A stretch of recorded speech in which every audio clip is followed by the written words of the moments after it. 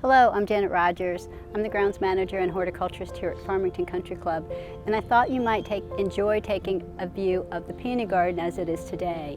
I think we all know that the Peony Garden is something that grows and changes through the seasons, and again, I think this is one of the members' favorite gardens. It's tucked away in a little area to the left of the main entrance as you enter the club. It's visible from the front porch, from inside the gallery, the hall gallery, and also from outside. So you can be physically in the garden, but you can also experience from outside. So it's important that it looks good from all angles. Now, as you work your own gardens, I think you might take heart in knowing that the garden wasn't always like this. Back in the late 80s, this garden was nothing like it is today. In the late 80s, this garden consisted of the peonies around the border, which you can see, but then there was only a very narrow strip of garden in front of that. The soil was hard, it was orange. It was used as a cutting garden for the flower ladies. Longtime members might remember the flower ladies. They would come in every day, cut flowers around the club, take them inside, make arrangements for the tables, and then have the bellman come get them and then put them on the tables. That was Mrs. Stevens and Mrs. Walker.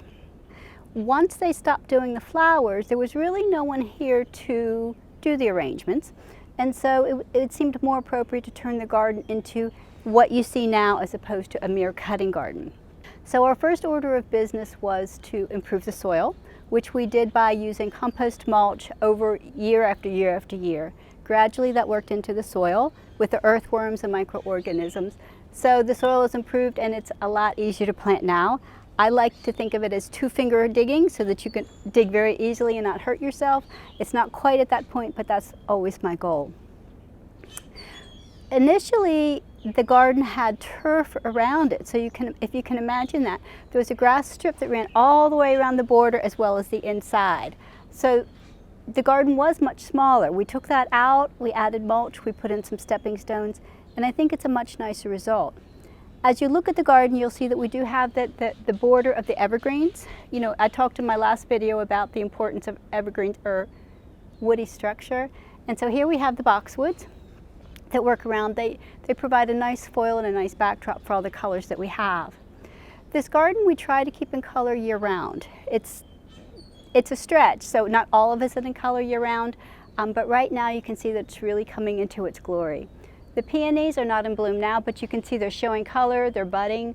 The peony mixture contains singles, some anemone peonies, and also a lot of the really full peonies. So it's a nice range of colors as well as a nice range of flower forms. Now, as we speak of flower forms, there are basically three kinds of flowers, or three different flower forms. So you have your round form, which is the most common, and that's the peony would be a good example of that. You also have your intermediate form and your spike forms. So as you look through the garden, you can see that we do have a lot of the round flower forms with the ornamental onions that are starting to come, with the sweet william that is starting to come and bloom through the garden.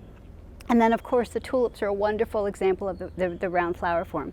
The spike form can be seen in the little blue wood hyacinths here that's multiplied beautifully through this garden, kind of taken over, as well as the taller blue camassia that you see coming up through the garden. The foxglove that is sending up its flower spikes now would also be a good example of the spike flower form. And then the intermediate form, the iris, is a good example of that. We do have some iris that are over near the entrance to the garden. So by mixing flower forms, you can get a lot of interest in your garden. While we have the evergreen border and we have the structure that the peonies, the border gives us, we also want to make sure that we include a lot of other perennials that are hardy, that come back year after year, so they give us good structure. Things like that would include the daylilies that are not yet in bloom, the garden phlox that you all enjoy through the summer, and also the butterflies enjoy that greatly, as well as quite a few other things. Texture is important. Texture comes from not only leaf size, but also leaf shape.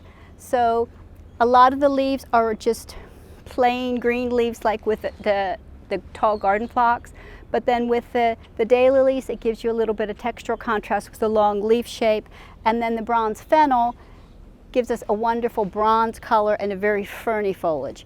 The bronze fennel is a nice plant because it's good for the beneficial insects when it blooms. Back by the building, we have some nice texture from the Solomon seal that is currently in bloom, and it also gives us a nice variegated foliage. Now texture is really what will carry the garden through the season. The flowers I always think of as being very fleeting. So we want to make sure that we stage flowers. You can see that this garden is very full, it's very tightly planted. That's good for several reasons. Number one, it helps with our weed control. Number two, the fact that the plants are so closely spaced helps us with breaking any kind of compaction that might be caused by the raindrops hitting the soil very hard. So we mulch to control that pressure from the raindrops. Mulch also helps with water retention and weed control. So as we talk about the space in the garden and all the perennials that we have, there's always room for some annuals to be tucked in there. So the way that we maintain color through the winter season is we do tuck pansies, which is a cool season crop, and some kale into this garden. So as we look at the garden, you can see that we still have the pansies here. You can also see that we have some of the parsley here. Parsley is a biennial, but we treat it as an annual. It provides us a nice textural contrast against everything else. As far as beneficial insects, the beneficials do like the flowers, and then the larva of the swallowtail butterfly will also feed on this. So when we get to the point in the summer where suddenly all the leaves are gone and we have caterpillars all over it, we don't worry, we rejoice, because we know what's coming with adult beautiful butterflies later.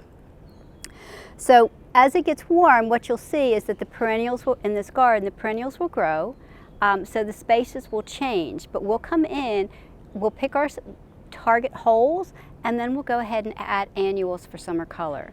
So some of the things that you've enjoyed in this garden in the past have been the cleome, or the spider flower.